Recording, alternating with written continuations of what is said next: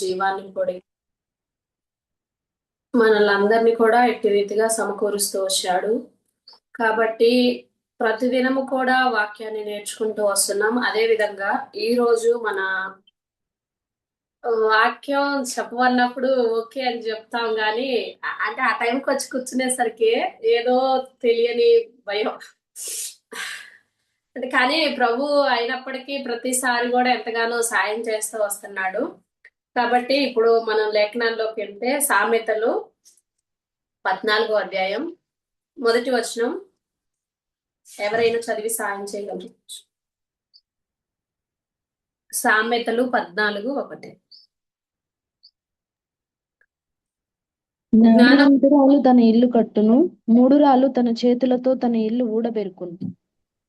ఈ వాక్యాన్ని మనం చాలా సార్లు చూస్తూ నేర్చుకుంటూనే వచ్చాము. జ్ఞానవంతురాలు తన ఇల్లు కట్టుకుంటదని.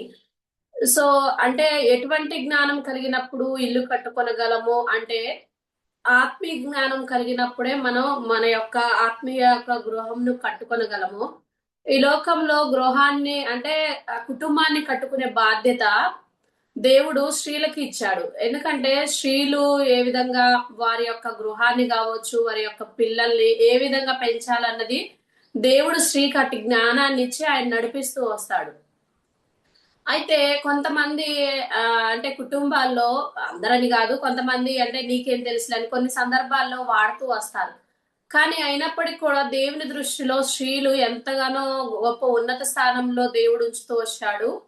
స్త్రీల పట్ల ఆయన కార్యాలు జరిగిస్తూ వచ్చాడు. వారికి ఆయన జ్ఞానాన్ని ఇచ్చి ఏ విధంగా తన యొక్క ఆత్మీయ గృహంను కట్టుకోవాలో దేవుడు అట్టి జ్ఞానం చేత నింపుతూ వచ్చాడు. అదే విధంగా మనం ఈ కీర్తనలు 14:1 చూసుకుంటే, కీర్తనలు 14:1 వచనం 14:1 దేవుడు లేడని దేవుడు లేడని బుద్ధిహీనులు తమ హృదయంలో అనుకుందురు, వారు చెడిపోయిన వారు. అయితే ఇక్కడ దేవుడు లేనని బుద్ధిహీనులు అనుకుంటారు, తమ హృదయములో అనుకుంటారంట. బుద్ధిహీనులు తమ హృదయంలో అనుకుంటారు. అయితే ఇక్కడ చూసుకుంటే బుద్ధిహీనులు దేవుడు లేడని చెప్పుకుంటూ వస్తారు. కాబట్టి మనం బుద్ధిహీనులం కాదు. ఎందుకంటే దేవుని ఎరుగుతూ వచ్చాము, ఆయన యందు విశ్వాసం ఉంచాము, ఆయన ఉన్నాడని మనం నమ్ముచూ వస్తున్నాము. కాబట్టి ఆయన ఉన్నాడని నమ్మినప్పుడు ఆయన యందు విశ్వాసం ఉంచే వారంగా ఉంటూ రావాలి. రోమా పత్రికలో మనకి అంటే మనం అంటే ఆయన యందు విశ్వాసం ద్వారాగానే మనం నీతిమంతులుగా తీర్చబడుతూ వచ్చాం కదా. నీతిమంతులుగా తీర్చబడి తండ్రితో సమాధానాన్ని కూడా మనకు కలగచేస్తూ వచ్చాడు. నీతిమంతుల్ని అయితే నీతిమంతులుగా తీర్చబడ్డ మనము ఏ విధంగా ఉండాలి, మన స్థితి ఏ విధంగా ఉండాలో దేవుడు ఇక్కడ చెప్తూ వస్తున్నాడు. సామెతలు 10:7 వచనం, 10వ అధ్యాయం 7వ వచనం. నీతిమంతుని జ్ఞాపకం చేసుకొనుట ఆశీర్వాదకరమగును, భక్తిహీనుల పేరు అసహ్యత పుట్టించును. నీతిమంతుల్ని జ్ఞాపకం చేసుకుంటాం మనం అంటే మనకంటే ముందున్న వాళ్ళు కావచ్చు, అంటే ఈ భూమి మీద లేని వారిని కావచ్చు, ఒకవేళ ఉండి విశ్వాసంలో అంటే నీతిమంతులుగా ఇంకనూ దేవుని యందు భయభక్తులు కలిగి జీవిస్తున్న వారిని మనం అనేక మార్లు గుర్తు చేసుకుంటూ వస్తాము.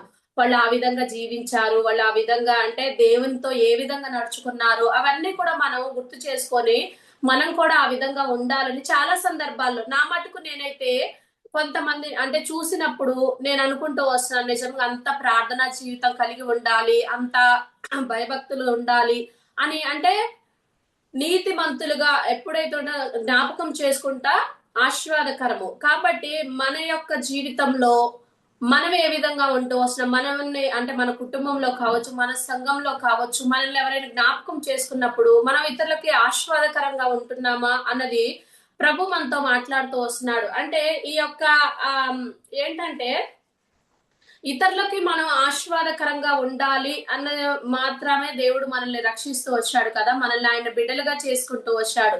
కాబట్టి మనం ఆ విధంగా ఉంటున్నామా లేదా? అదే విధంగా భక్తిహీనుల పేరు అసహ్యత పుట్టించును. భక్తిహీనుల పేరు అంటే బైబిల్ గ్రంథంలో మంచి స్త్రీల గురించి రాయబడుతూ వచ్చింది. భక్తిహీనులు అంటే అంటే దేవుని తెలిసినప్పటికీ చాలా మంది తప్పిపోయిన స్త్రీలు కూడా ఉంటూ వచ్చారు.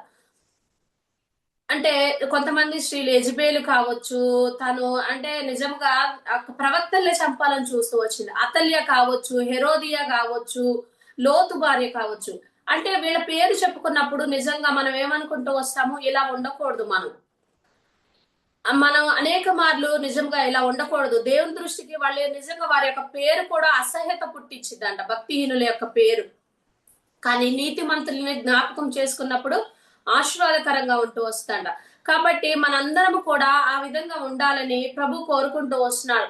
మనం ఏ స్థితిలో ఉన్నప్పటికీ అంటే ఏమీ కలిమి కాదు, కానీ ఇక్కడ ఆత్మీయ స్థితి, మన ఆత్మీయ స్థితి ఏ విధంగా ఉంటుంది దేవునితో అన్నది మనం చూసుకోవాలి. అదే విధంగా ఆ ఇంకా సామెతలు 31:30 ఉంటది కదా, గుణవంతురాలే ఆ కథనం 31:30 అందము మోసకరము, సౌందర్యము వ్యర్థము, యెహోవా యందు భయభక్తులు కలిగిన స్త్రీ కొనియాడబడును. అయితే అందము ఎంతో మోసకరము. నిజంగా అందం అనేది ఆ కలిగిన వాళ్ళని వాళ్ళు మోసపుచ్చుకుంటారు. అదే విధంగా ఇతరులను మోసపుచ్చేవారు కూడా ఉంటారు ఆ అందం చేత. అందము అంటే బాహ్య అందం దేవునికి ఆ అంటే ఆ అందం అనేది దేవుడిచ్చేది. అంటే అది ఏ విధంగా అంటే ఆయన పుట్టుకలో ఇచ్చేది కాబట్టి అది మన చేతిలో ఉండదు అందము. కాకపోతే ఆత్మీయ స్థితి, ఆత్మీయంగా మనం అందంగా ఉండాలన్నది మాత్రం మన చేతిలోనే ఉంటది. ఎందుకంటే ఈ యొక్క శరీర అందము ఒక రోజుకి అది ఇదైపోతది. అంటే ఏజ్ పెరిగే కొద్దీ, మన వృద్ధాప్యం వచ్చే కొద్దీ అది అయిపోతది. కానీ ఆత్మీయంగా మాత్రము మనం ఏదంటే దినదినము కూడా అభివృద్ధి చెందే వారంగా ఉండాలి. ఎప్పుడు అభివృద్ధి చెందుతాము? దేవుని యందు భయభక్తులు కలిగిన అప్పుడు మాత్రమే మనం ఆత్మీయంగా కూడా అందంగా ఉండగలుగుతూ వస్తాం. అంకులు అనేక మార్లు మనకి ఈ మాట చెప్తూ వస్తారు, నేను బాహ్యంగా అంటే ఏజ్ ఎక్కువ కావచ్చు, కానీ ఆత్మీయంగా యవనస్తుల కంటే ఎక్కువ. నిజంగా ఆ విషయంలో అంటే అంకులకు చెప్పుకోదగ్గవారు. ఆత్మీయంగా ఏ విధంగా ఉంటూ వస్తున్నాము, మన స్థితి ఏ విధంగా ఉంటూ వస్తుంది, యవ్వన అంటే పౌలు కూడా ఒక చోట చెప్తూ వస్తాడు ఏమనంటే, అంతరంగ పురుషుడు దినదినము కూడా నూతన పరచబడుచున్నాడని. నిజముగా మన జీవితంలో కూడా మన యొక్క అంతరంగ స్థితి ప్రతిదినము కూడా మొదటగా ఏ విధంగా ఉండాలి, అంతకంతకు ఎదిగే వారంగా ఉండాలి ఆత్మీయంగా. ఎందుకంటే దేవుడు బాహ్య రూపాన్ని ఎప్పుడు కూడా చూడడు, ఆయన లక్ష్య పెట్టడు. ఆంతర్య రూపాన్ని చూస్తాడు. ఆంతర్యంగా మన సౌందర్యం ఏ విధంగా ఉన్నదని మాత్రమే దేవుడు కోరుకుంటూ వస్తాడు.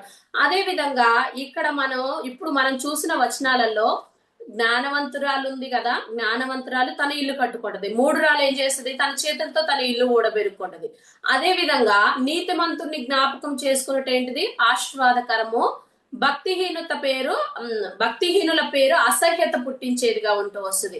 మూడో విషయం ఏం చేస్తూ వచ్చామంటే, ఇక దేవుని యందు భయభక్తులు కలిగిన స్త్రీ కొనియాడబడేదిగా ఉంటూ వస్తుంది.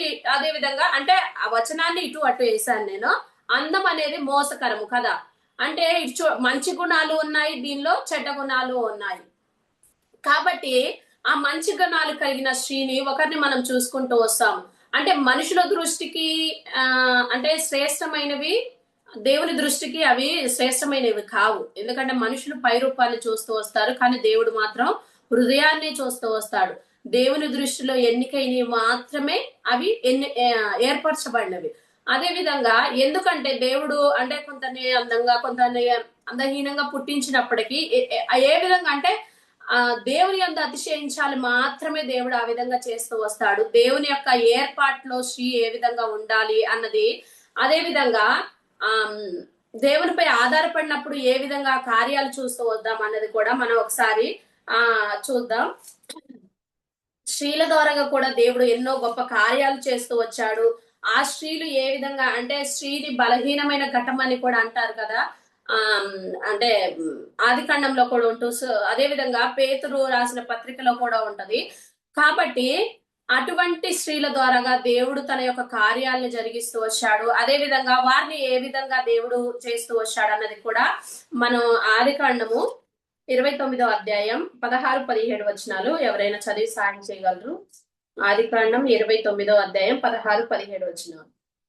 లాబానుకిద్దరు కుమార్తెలుండిరి. వారిలో పెద్దదాని పేరు లేయా, చిన్నదాని పేరు రాహేలు. లేయా జబ్బు కండ్లు గలది, రాహేలు రూపవతియు సుందరియు నయ్యుండెను.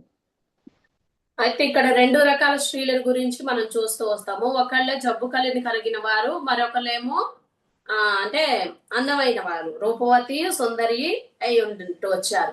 అయితే ఈ యొక్క లేయ ఆ జీవితంలో నిజంగా లేయ అంటే అర్థము అలసిన అని కొన్ని అర్థాలు కూడా ఉంటూ వచ్చాయి. అయితే దేవుడు ఆమెకి అంటే తనకి జబ్బు కన్నులు కలిగినప్పటికీ ఒకరు అందంగా ఉంటూ వచ్చారు అదే కుటుంబంలో వాళ్ళు. ఒకరు అందంగా ఉంటూ వచ్చారు, ఒకరేమో అందహీనంగా. అంటే జబ్బు కన్నులు కలిగిందంటే ఆ మేబీ నాకైతే తెలీదు ఎలా ఉంటారన్నది. అయితే దేవుడు ఇటు రీతిగా ఈ యొక్క లేయ ద్వారాగా ఆయన కార్యాలను ఏ విధంగా జరిగిస్తూ వచ్చాడో ఇక్కడ 18వ వచనాన్ని చూసుకుంటే ఇదే అధ్యాయం. యాకోబు రాహేలును ప్రేమించి నీ చిన్న కుమార్తె అయిన రాహేలు కోసము నీకు 7 సంవత్సరములు కొలువు చేసేదను. అయితే ఇక్కడ యాకోబు చూసుకుంటే బాహ్య సౌందర్యాన్ని కోరుకుంటూ వచ్చాడు. బాహ్య సౌందర్యాన్ని కోరుకొని తన కోసం 7 సంవత్సరాలు కొలువు చేస్తాను. అంటే అందము నిజంగా ఏ విధంగా చేస్తూ వస్తుందంటే 7 సంవత్సరాలు కూడా కొలువు చేయటానికి ఇక్కడ కింద వచనంలో చూసుకుంటే 7 సంవత్సరాలు కూడా తనకి 20వ వచనం కింద లాస్ట్ లో చివరిలో ఉంటది. అయినను అతడు ఆమెను ప్రేమించుట వలన అవి అతనికి కొద్ది దినములుగా తోచింది. 7 సంవత్సరాలు అంటే మాటలేనా? 7 సంవత్సరాలు చేసినప్పటికి కూడా అంటే తను ప్రేమించాడు కాబట్టి, బాహ్య రూపాన్ని చూసి ప్రేమించాడు కాబట్టి తన కోసం 7 సంవత్సరాలు కొలువు చేసినప్పటికీ అది తనకి కొన్ని అంటే చాలా తక్కువ దినముల్లాగానే కనపడుతూ వస్తాయి. ఈ లోకంలో కూడా ఒక మాట అంటారు, లవ్ ఇస్ బ్లైండ్ అని. సో అంటే ప్రేమ గుడ్డిది. నిజంగా ఈ మాట యాకోబుకు వర్తించిందేమో. కాబట్టి యాకోబు కూడా తన జీవితంలో అటు స్థితిలోనే అంటే బాహ్యాన్ని చూస్తూ వచ్చాడు. తన కొరకు తనని ప్రేమించి తన కొరకు 7 సంవత్సరాలు కొలువు చేస్తూ వచ్చాడు. అదే విధంగా 21, 22వ వచనంలో కూడా ఇదే అధ్యాయంలో తరువాత యాకోబు నా దినములు సంపూర్ణమైనవి గనుక నేను నా భార్య వద్దకు పోవునట్లు ఆమెను నాకియ్యుమని లాబాను అడగగా లాబాను ఆ స్థలంలోనున్న మనుషులందరినీ పోగు చేసి విందు చేయిస్తూ వచ్చాడు. కానీ ఇక్కడ యువతల అంటే ఇక్కడ 26వ వచనంలో చూసుకుంటే లాబాను ఏం చేస్తూ వచ్చాడంటే ఆ యొక్క అంటే ఎవరిని రాహేల్ని ఇస్తాననుకుంటూ వచ్చాడు యాకోబు. కానీ లాబాను మాత్రము ఒక మాట చెప్తూ వచ్చాడు. ఏమని? 26వ వచనంలో లాబాను చెప్తూ వస్తాడు, పెద్దదానికంటే ముందుగా చిన్నదాని ఇచ్చుట మా దేశ మర్యాద కాదు. అంటే అక్కడ ఏం చేస్తూ వస్తున్నాడు? తన యొక్క దేశం యొక్క మర్యాదను కూడా చూస్తూ వస్తున్నాడు. తను ఏమని అంటే నా దేశ మర్యాద ప్రకారం ఫస్ట్ పెద్దవాళ్ళకి అంటే మనకి మామూలుగా అయినా పెద్దవాళ్ళకి చేసిన తర్వాత చిన్న వాళ్ళకి చేస్తారు కుటుంబాలు. కాబట్టి తాను కూడా ఆ విధంగానే ఆ మర్యాద చొప్పునే అంటే నా చిన్న కూతురికి పెద్ద కూతురికి అయిన తర్వాత చిన్న కూతురికి చెయ్యాలి అన్నట్లుగానే లేయాని పంపిస్తూ వస్తాడు. పంపించిన తర్వాత ఇక్కడ మనకి ఇవన్నీ తెలిసిన వచనాలే, ఇవన్నీ నేనేమి అంటే చెప్తున్నాను. అయితే తను ఏం చేస్తాడంటే ఆ రాత్రి తనతో కూడతాడు. తన్ని తెల్లవారి చూసినప్పుడు ఎందుకు నాకు ఈ విధంగా చేస్తూ వచ్చావని అడుగుతూ వస్తాడు. అడిగినప్పుడు తను చెప్తాడు కదా ఇదే మాట. సో మళ్ళీ ఏం చేస్తాడంటే తన కోసం కూడా మరొక 7 సంవత్సరాలు కొలువు చెయ్యి, తనని కూడా నీకు ఇస్తానని చెప్పినప్పుడు యాకోబు నిజంగా ఎంతగా ప్రేమిస్తే ఆ విధంగా అంటే బాహ్య సౌందర్యాన్ని చూసి ప్రేమించాడు కానీ ఆంతర్య సౌందర్యాన్ని తను కోరుకోలేదు. ఆత్మీయంగా నిజంగా లేయ పైకి చూడటానికి జబ్బు కన్నులు కలిగి ఉన్నప్పటికీ తన ఆత్మీయ స్థితి కింద వచనాల్లో మనం చూసుకుంటూ వస్తాము. స్త్రీ ఏ విధంగా ఉండాలి అన్నది ఎంత ఓర్పు నిజముగా ఈ యొక్క లేయాలో మనం చూస్తూ వస్తాము.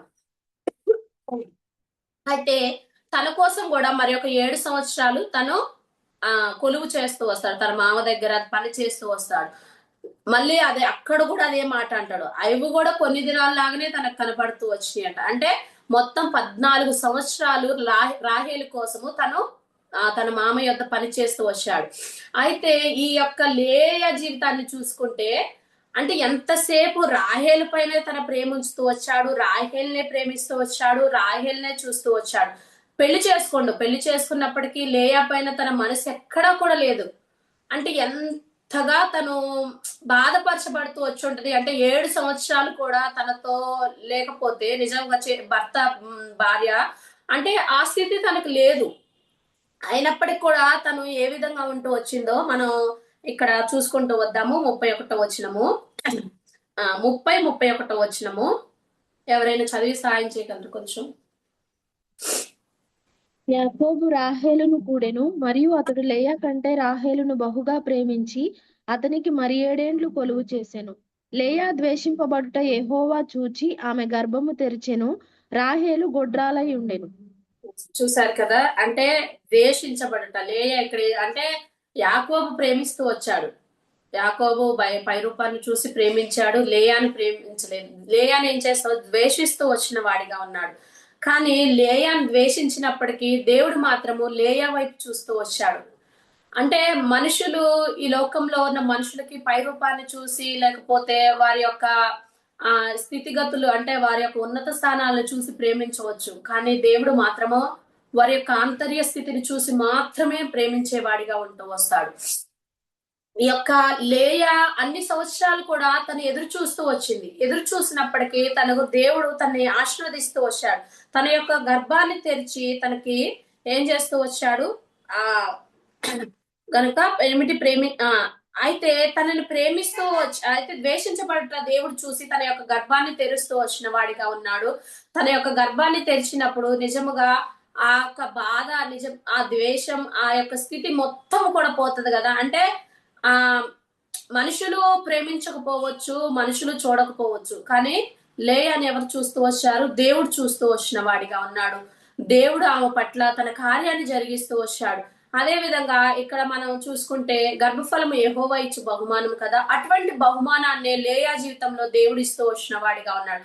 అదే విధంగా మనం చూసుకుంటే ఇక్కడ కీర్తనలు 34:5 వచనంలో, కీర్తనలు 34:5 వచనం. వారు ఆయన తట్టు చూడగా వారికి వెలుగు కలిగెను, వారి ముఖములెన్నడును లజ్జింపకపోవును. అయితే వారు ఆయన తట్టు చూడగా వారికి వెలుగు కలిగెను.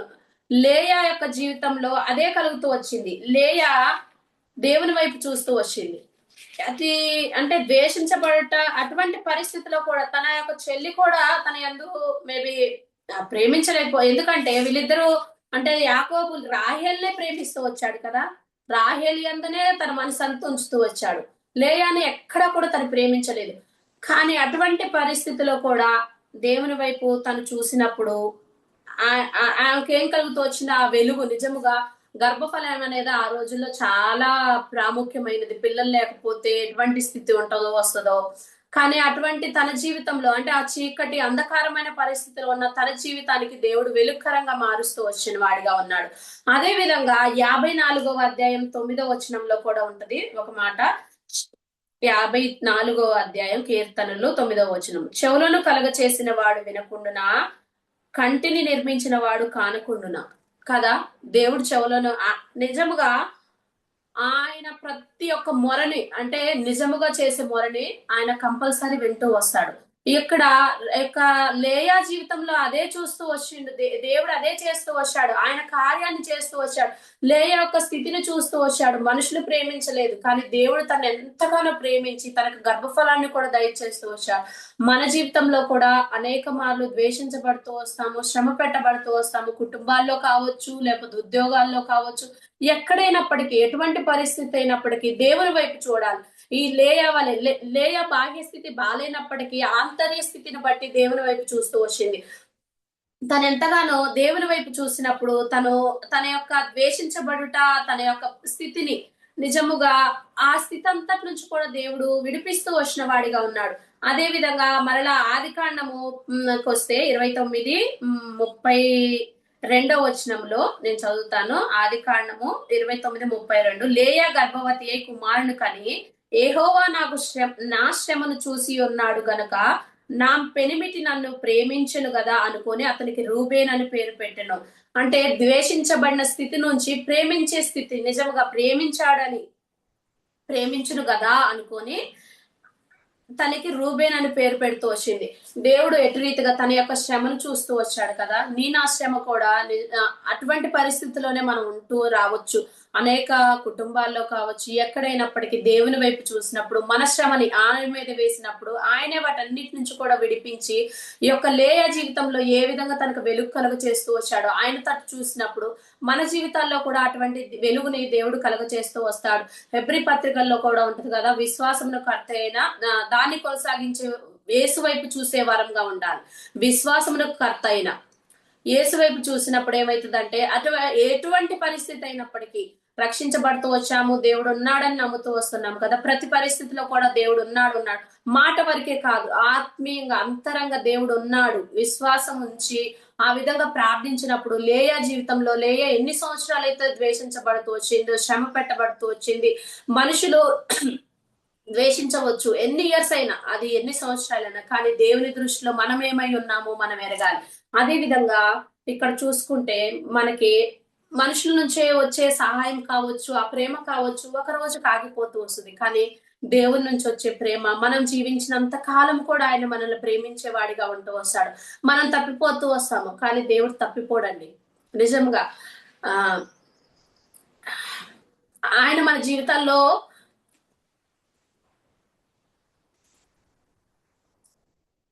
మనుషులు బాధ పెట్టొచ్చు, కానీ దేవుడు ఎప్పుడూ బాధ పెట్టడు.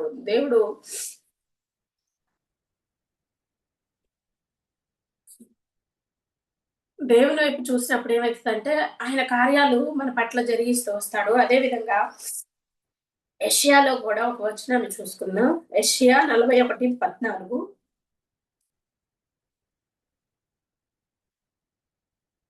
ఎవరైనా చదవండి ప్లీజ్. యెషయా పురుగు వంటి యాకోబు, స్వల్పజనమగు ఇశ్రాయేలు, భయపడకుడి, నేను నీకు సహాయం చేయుచున్నాను అని యెహోవా సెలవిచ్చుచున్నాడు. అయితే పురుగు వంటి యాకోబు, స్వల్పమైన ఇశ్రాయేలు, మనం కూడా ఇటువంటి అంటే పురుగు వంటి వారము, ఎటువంటి ఎన్నిక లేనటువంటి వారం కదా. అంటే మనుషుల దృష్టిలో ఎంత మాత్రము కూడా మనకి స్థానం లేకపోవచ్చు, కానీ దేవుని దృష్టిలో మన స్థానం ఏమై ఉంటూ వస్తుంది, మన స్థితి ఏమై ఉంటూ వస్తుంది అని మాత్రమే మనం చూసుకోవాలి. ఎందుకంటే నేను నీకు సహాయం చేయుచున్నానని యెహోవా సెలవిచ్చుచున్నాడు. మనుషులు సహాయం చేయకపోయినా దేవుడు ప్రతి పరిస్థితిలో కూడా మనకు తోడుగా ఉండి ఆయన ఎంతగానో సాయం చేస్తూ వస్తాడు. లేయా కూడా ఆ విధంగానే తన జీవితాన్ని దేవుని వైపు చూస్తూ వచ్చింది. తన నిజంగా అంటే పురుగు వంటి వారము అటువంటి స్థితిలో కూడా దేవుని వైపు చూసినప్పుడు ఎటువంటి పరిస్థితిలోనూ దేవుని వద్దకొచ్చినా దేవుడు మన పట్ల తన కార్యాలను జరిగిస్తూ వస్తాడు. నిర్గమాకాండంలో కూడా ఇశ్రాయేలుకు తోడుగా ఉంటూ వచ్చాడు కదా. వారి యొక్క మొరని వింటూ వచ్చాడు, వాళ్ళ యొక్క మూలుగుల్ని అంటే నిర్గమకాండం 3:7 దేవుడు మరియు యెహోవా ఇట్లా నేను ఐగుప్తులోనున్న నా ప్రజల బాధను నిశ్చయముగా చూచి తిని పనులలో తమ్మును కష్టపెట్టు వారిని బట్టి వారు పెట్టిన మొరను వింటిని, వారి దుఃఖములు నాకు తెలిసేయున్నవి. అంటే ఇక్కడ చూస్తే ఇస్రాయల్ ని ఎంతగానో ఆ కొత్త రాజు వచ్చినప్పుడు వారిని శ్రమ పెడుతూ వచ్చాడు. అవన్నీ కూడా దేవుడు వింటూ వచ్చాడు. ఎందుకంటే మన దేవుడు చూసే దేవుడు, వినే దేవుడు, ఆయన మాట్లాడే దేవుడు. కాబట్టి మనకి మన పరిస్థితుల్లో దేవుడు మనతో మాట్లాడుతూ వస్తాడు. మనం మొరపెట్టినప్పుడు మన మొరను వెంట వస్తాడు. మనం ఎటువంటి స్థితిలో ఉన్నా ఆయన మనల్ని చూస్తూ వస్తాడు. ఎందుకంటే రక్షించబడుతూ వచ్చిన నాటి నుంచి కూడా మనల్ని విడిచిపెట్టడు ఆయన. మనం విడిచిపెడుతూ వస్తాం పరిస్థితులను బట్టి, అనేక సార్లు పడిపోతూ వస్తాం, కానీ దేవుడు ఎప్పుడూ కూడా విడిచిపెట్టాడు. లేయా జీవితంలో ఆ విధంగానే ద్వేషించబడుతూ వచ్చింది. ద్వేషించబడిన స్థితిలో నుంచి యాకోబు ప్రేమించే స్థితిలోనికి దేవుడు తన నడిపిస్తూ వచ్చిన వాడిగా ఉన్నాడు. అదే విధంగా జబ్బు కన్నులు కలిగిన లేయా దేవుని వైపు చూస్తూ వచ్చిందిగా ఉంది. మంచు కన్నులు కలిగిన రాహేలు దేవుని వైపు చూడలేకపోతూ వచ్చింది. తన దృష్టి నిజముగా దేవుని మీద లేదు, కానీ ఈ యొక్క లేయా దృష్టి అంతా దేవుని పైన ఉంచుతూ వచ్చింది, దేవుని ఆశ్రయిస్తూ వచ్చింది. అదే విధంగా లాస్ట్ ఒక వచనం చూసుకుంటూ వద్దాము. సామెతలు 24:10. సామెతలు 24:10. శ్రమ దినమున నీవు కృంగిన ఎడల నీవు చేతకాని వాడవగుదు. శ్రమ వచ్చినప్పుడు కృంగిపోతే ఏమవుతామంట? చేతకాని వాళ్ళం అవుతాం. ఎందుకంటే మనకి శక్తివంతుడైన దేవుడు, సమర్థుడైన దేవుడు మనతో ఉన్నాడు కదా. ఆ శ్రమ దినం వచ్చినప్పుడు ఎప్పుడు కూడా కృంగిపోయే వారంగా ఉండకూడదు. లేయా ఆ విధంగానే తనకి అంతగా ఈ స్థితి వచ్చినప్పటికీ ఎక్కడా కృంగిపోలే. దేవుని వైపు చూస్తూ వచ్చింది. దేవుడు దాని పట్ల కార్యాలు జరిగించాడు. తను ఆశీర్వదిస్తూ వచ్చాడు. కాబట్టి నీ నా జీవితాల్లో కూడా దేవుడు అట్టి కార్యాన్ని జరిగిస్తూ వస్తాడు. ఎప్పుడు జరిగిస్తూ వస్తాడు? ఆయన యందు భయభక్తులు కలిగి ఉన్నప్పుడు, నీతిగా నడుచుకున్నప్పుడు, ఆయన ఒక జ్ఞానాన్ని పొందుకున్నప్పుడు మాత్రమే ఆయన కార్యాలు మన పట్ల జరిగించి మనల్ని ఎంతగానో ఆశీర్వదించే తండ్రిగా ఉంటూ వస్తాడు. కాబట్టి మనందరం కూడా ఎటువంటి పరిస్థితి అయినప్పటికీ ప్రభు వైపు చూసేలాగున ప్రభు మనందరికి సాయం చేయగాక.